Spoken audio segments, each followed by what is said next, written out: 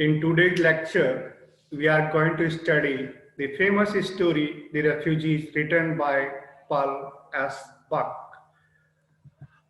She was an American writer. Here is the photograph of that writer. Here is the house of that lady where she passed many years of her life.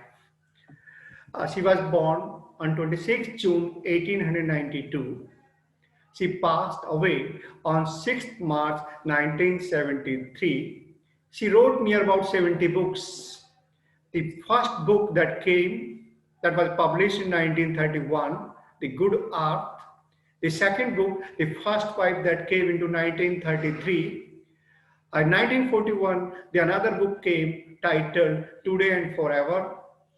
The next book was Far and Near, that was published in 1948. She got many awards. She was awarded for the Pulitzer Prize in 1932. She was the first American women writer who got Nobel Prize for Literature. She was a young activist. She started her career in China on humanitarian grounds. She spent half her life in East and half life in the West. Her tombstone records her name in Chinese, and the story is about the refugees. Who are the refugees? It brings out the tragedy of those poor people who were uprooted from their land due to some natural calamities. In this story, there is the character of the old man who is the symbol of the strong character who can bear such tragic phases in life. I recall the character of the novel written by Hemingway. And that novel, Hemingway says that man can be defeated but cannot be destroyed. That was the strong will of the old man. In the same manner, we see the old man represent the courage, self-respect. And the writer writes that any nation can be proud of such men and women. It is a story of pain and suffering with full courage and self-respect. The story begins like that. I quote, "They walked through the new capital, aligned and from a far country. Their eyes were the eyes of those who have been taken suddenly. They who had been accustomed only to a country roads and fields, still they look at nothing but past in a dream, seeing nothing." Unquote. These villagers were coming from their native land. They were coming from the motherland. They came to the capital. They were completely indifferent to the city life because they passed their life in the countryside, in the villages. They were taken away by these city dwellers. They had been only accustomed to the city life. They have not seen the automobiles and the city traffic and other things. They were not looking at this side or that side. They were marching on the road in a dream, saying nothing. At that time, due to the calamity, the city was full of refugees. Thousands and thousands of refugees came to that city. They were clothed somehow, when they were not in proper dress, their clothes were torn.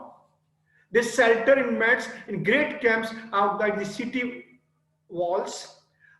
They were in large number. They camped themselves around the roads, near the roads. At any hour of the day, lines of red men and women can be seen making their way toward the camps in what man the writer dressed right. There were lines of thousands people who were marching ahead, who were coming to the city, and the city dwellers were unhappy with them. There was increased bitterness in the behavior of the city people. There was bitterness in their behavior. The bitterness was of the fear that they can't do anything. These villagers, these refugees, actually they were not refugees, but they were coming from the village side. That's why the people started to call them that these people are refugees. Even the usual rickshaw pullers started to catch these refugees because they could move any time for anything given to them because they were starved. The empty was, their belly was empty. They were starving. The city was full of refugees, begging at every door, crowding, swarming it to the unskilled trade and service. See, for the sake of the bread, for the sake of the stomach, they started to do any type of service, any type of work for the sake of fulfilling their stomach.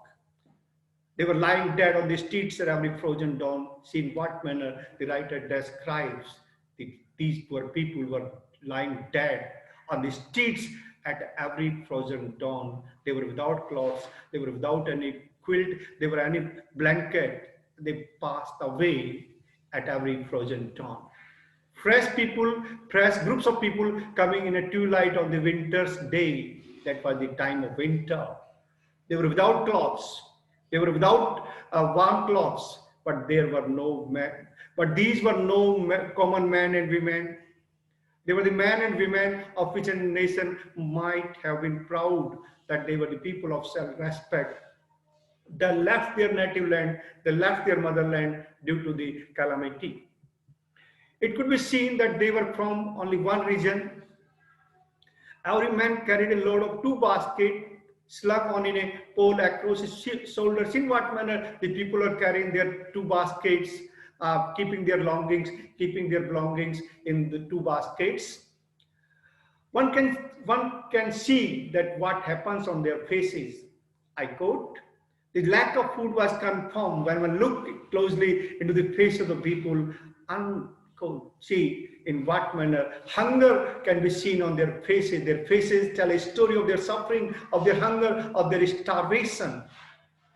They were the faces of people starving, moving despair to last hope. They were without hope. They were in despair. There was no way for bread. That's why they were moving, starving, without for any hope. It appears that they were too near to death to see anything. Means the death was near to them. They could not see anything except death. It appears to them that death was approaching to them. No new sight of new city could move their curiosity. They were without curiosity. The city life failed to attract them. New sight of new city could not move their curiosity, could not move their feelings. They were men and women who had stayed by their land until starvation to them, for they remained there until starvation came to their stomach. Thus, these people, the poor villagers, were silent, aligned to that city life, as those who know themselves to be dying are aligned to the living. Very beautiful description. The dying people were aligned to the living people, and the living people were aligned to the dying people. Both were unfamiliar to each other. That was the description of poverty, in what manner the people suffered at that time. The last one of the procession of silent men and women was an old man. See the character of the old man. The old man was the last man in the procession of the silent men and women. He was carrying a load of 2 baskets. As he walked, he whistled. As he walked, he staggered. His old wrinkled face was set in a sort of gasping agony. In despair, he was full of pain and suffering. Suddenly, he could go no more because he was hungry. He felt starvation. He sank upon the ground. His head sunk between his knees. His eyes closed, panting desperately. See what was the mental condition of the old man. He was totally brought down by the calamity. He could not move further. Yes, starved he was. A little blood rose in the dark passage on his cheeks. In what manner the writer describes his suffering, his pain. You can see that his starvation, pain, and suffering were all painted on his face, on his body, on his walking manner. On the other side, we see a rich vendor selling hot noodles and shouted his trade cry. See what happens there? The old man was there. He sat down on the ground. On the other side, there was a vendor. He was selling the hot noodles, and he started to cry in his own manner, in his own fashion. A passerby wanted to help the old man. Perhaps the passerby thought that the old man is poor man. He did not have anything. He did not have any money for to purchase that noodles. The old man thought that the passerby thought to help him. The old man replied, "Sir, I did not beg of you, sir.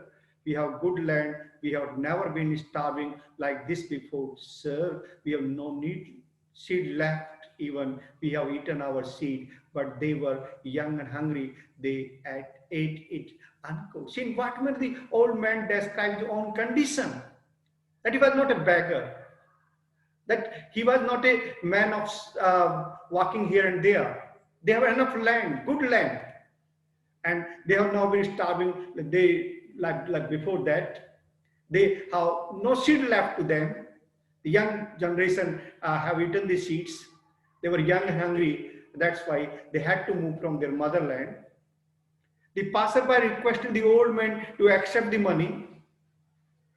The old man refused, but the passerby dropped the money in his hands, went on his way sighing that he is the poor man. The passerby thought to help the old man.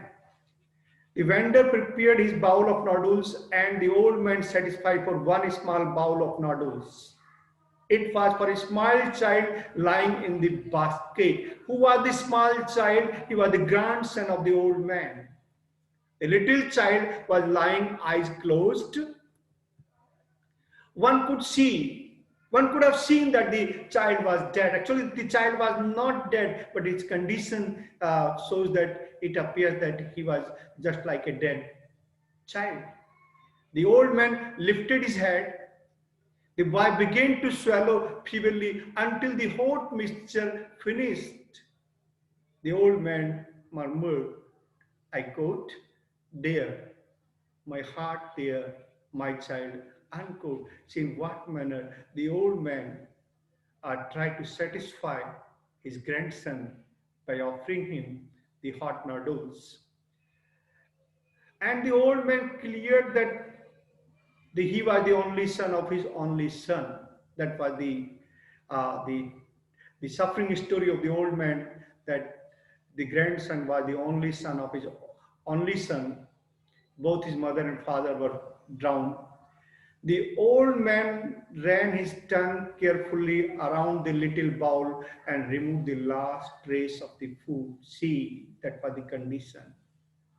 When the grandson had eaten all the noodles, the old man took that bowl and started to lick that bowl, remove the last trace of food left in that bowl. The vendor reminded the old man that he had a silver coin, he could buy another bowl. Uh, the old man shook his head. I quote, "That is for seed," unquote. When the vendor tried to help the old man, he suggested that he had another coin, he could buy another bowl of noodles. But the old man said that that money, that coin, is for the seed. He was not interested to spend that money on food. The vendor said that if he himself would not have been poor, definitely he might have given hot noodles to the old man. But he could not offer that bowl to the old man. The old man expressed his pain. The old man expressed his suffering. I quote, "The best I can do for his grandson of mine is to buy a little seed for the land. Yes, even though I die, other plant it, the land must be put to seed," unquote. See, the old man thought that whatever he has left the money, that money could be used for planting in the land. The left money could be used for buying the seeds, and the land must be put to seed. In that manner, the old man thought about his new generation. The writer described the pitiable condition of the old man. As the old man moved, his legs were trembling, he staggered on, and he moved further. The only grandson can go back to his native land, work for the family, The writer says, the description of the peasant, the description of the refugees, it's just like that any nation can be proud of such men and women. They were the people of self-respect. For the sake of the motherland, for the sake of the native land, they were ready to go back for planting, for giving seed to that land. The writer wants to say that these people are not refugees. The circumstances forced them to leave their native land. The money in the form of coin must be kept reserved for putting seed into the land. That is the final statement of the old man, and that is the moral of the story. Thanks.